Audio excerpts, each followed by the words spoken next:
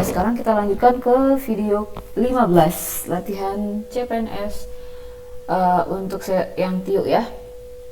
Oke, Dian membeli 20 kg beras jenis A seharga 6.000 per kilo. Kemudian 30 kg B dengan harga 4.000 per kilo. Kedua jenis beras tersebut kemudian dicampur. Agar Dian mendapatkan keuntungan 4%, maka beras tersebut dijual seharga berapa gitu.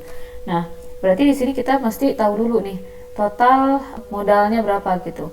Jadi 20 dikali 6.000 itu adalah 12 tambah nolnya 4 ya. Kemudian kalau yang 30 dikali 4.000 itu adalah 12 juga. Oke, ternyata dia punya modal yang sama. Di sini 240.000.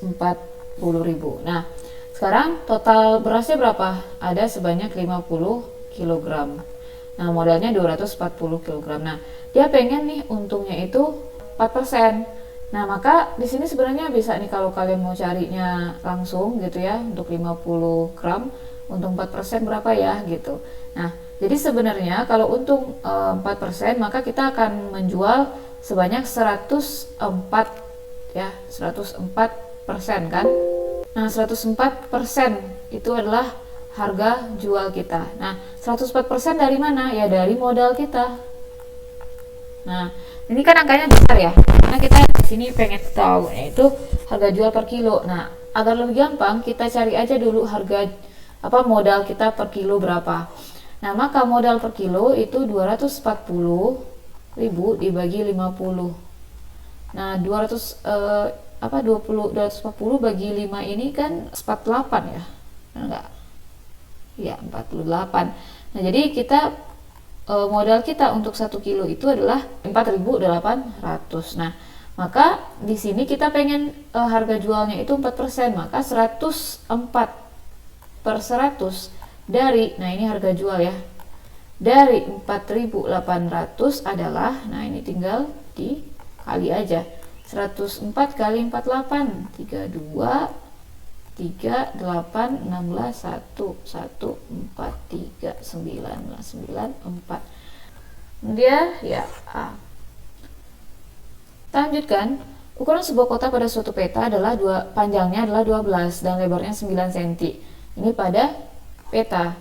Apabila peta tersebut mempunyai skala 1:200, maka berapa luas sebenarnya gitu. Nah, jadi ingat ya, skala itu artinya apa? 1 cm pada peta itu sama dengan 200 cm pada sebenarnya gitu. Ya udah, di sini kita perlu cari aja ini 12 cm itu berapa sebenarnya. Jadi panjang sebenarnya berapa gitu.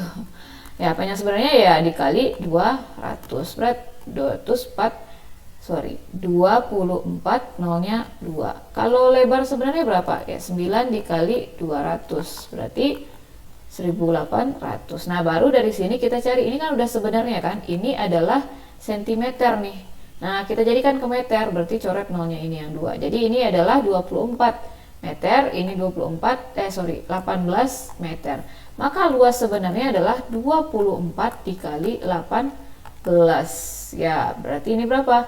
Ya, kalau misalnya kalian 24 dikali 20 itu kan 480.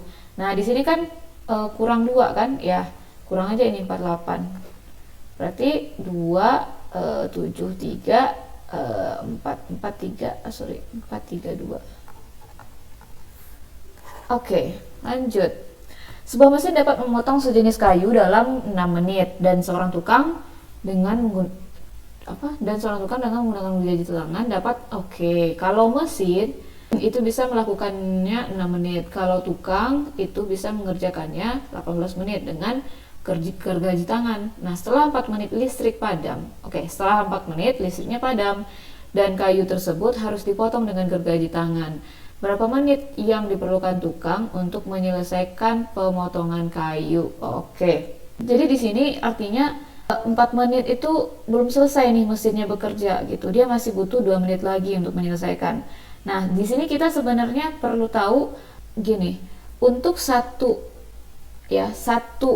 kayu, kalau misalnya si mesin yang mengerjakan, maka 1 per ya untuk si mesin 1/6-nya itu bisa dikerjakan dalam 1 menit. Nah ini kan 6 menit nih, jadi 1/6-nya bisa dikerjakan dalam waktu 1 menit.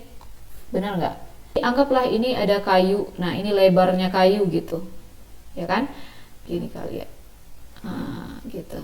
Nah jadi ketika gergaji memotong di sini, dia itu masih terpotongnya itu masih kalau dalam 4 menit berarti masih 4/6-nya sampai sini gitu, 4/6-nya. Nah jadi kan untuk memotong di sini itu dia butuh berapa menit lagi nih kalau dilanjutkan oleh tukang. Nah gitu. Nah sekarang perhatikan, tukang itu dalam 1 menit dia bisa ngerjainnya 1/18, ya kan? Sedangkan sisanya ini berapa? 2/6 atau 1/3. Nah kira-kira 1/3 ini berapa 18? Ya 6/18. Nah jadi di sini 6/18 ini berapa menit nih si tukangnya kerja? Ya udah dikali 6 aja, ini berarti 6 menit. Nah gitu ya. Jika P sembarang bilangan, X sama dengan 3P kuadrat tambah 5Y sama dengan 2P kuadrat tambah 4, manakah pernyataan berikut yang benar? Ingat, P itu sembarang bilangan, itu bisa negatif, bisa positif, bisa akar, dan sebagainya. Namun, ketika P itu dikuadratkan, dia akan bisa menjamin dirinya itu selalu positif, ya, selalu positif. Atau P kuadrat itu selalu lebih besar atau sama dengan 0 gitu.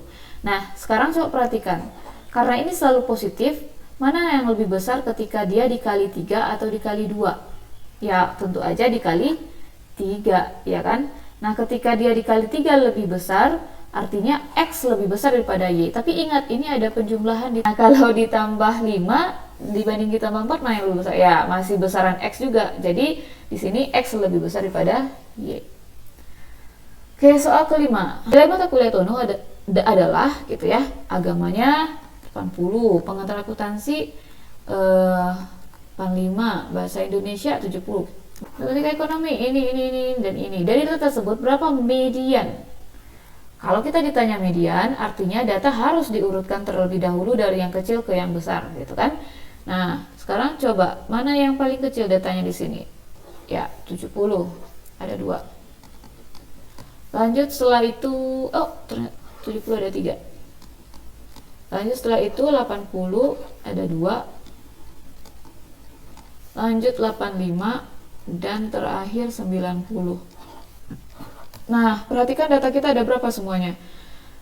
Ini 3, ini 3. Otomatis data yang di tengah ini adalah mediannya, ada 80. Oke, sekian ya pembahasan video ke berapa ini? 15 ya. Terima kasih atas perhatiannya, sampai jumpa di video selanjutnya.